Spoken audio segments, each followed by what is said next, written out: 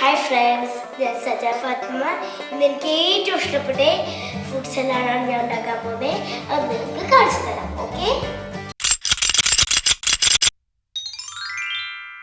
അതിനായി വേണ്ടത് അട, watermelon, green apple, green grapes,